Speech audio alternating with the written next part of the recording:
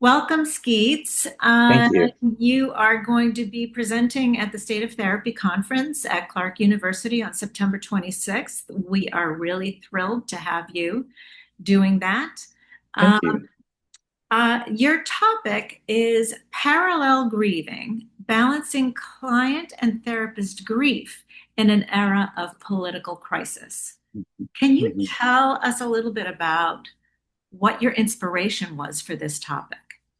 Certainly. I have a group of colleagues that I have a monthly Zoom meeting with in Texas. And we talk about all of the work that we're doing clinically and in other arenas. And a good friend and colleague did a presentation on how to support our immigrant clients in a time like we're living through now.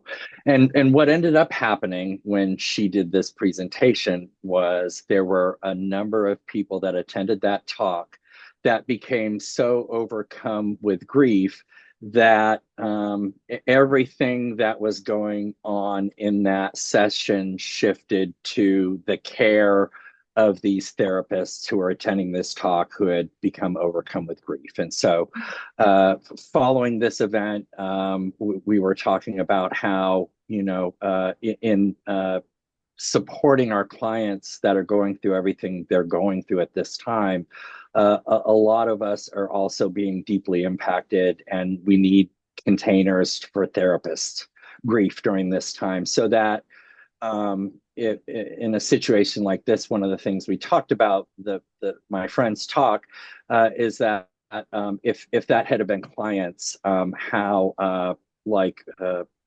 how much that whole experience would have disenfranchised their grief and their grieving process. And so uh, we thought it was incredibly important to begin conversations and to begin some work about creating these kinds of containers for therapists to be able to support ourselves and each other through these experiences.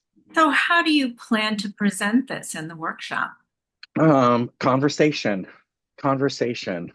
Yeah, definitely conversation is the first thing. I've always been a very collaborative therapist. I did a lot of my early graduate school work with Harlene Anderson and the Houston Galveston Institute folks in collaborative language systems. And so it really is a value and a belief of mine that this kind of learning happens best in community, and it's something that is co-constructed amongst and between us.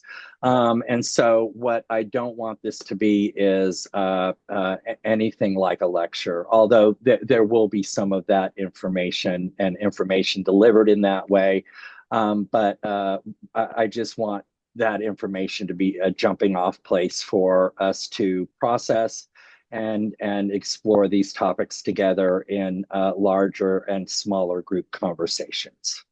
Sounds really meaningful. Thank you. What are you hoping that the attendees will take away from this workshop?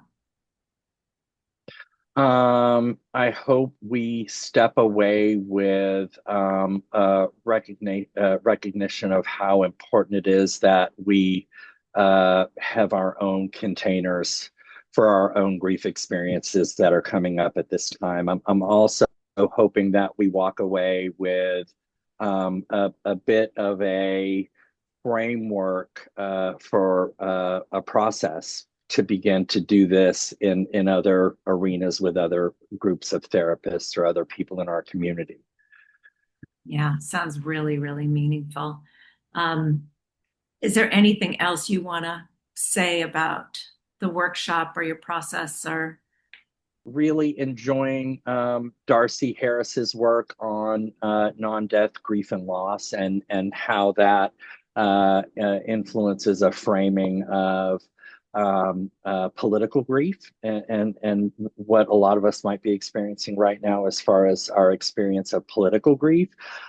Also, have been really moved by a lot of Judith Butler's work in putting this together, and especially her concept of a grievable life and grievability, and I think that piece is particularly important when we get into conversations regarding not disenfranchising the grief of the folks that we work with. Yeah, yeah, really, absolutely.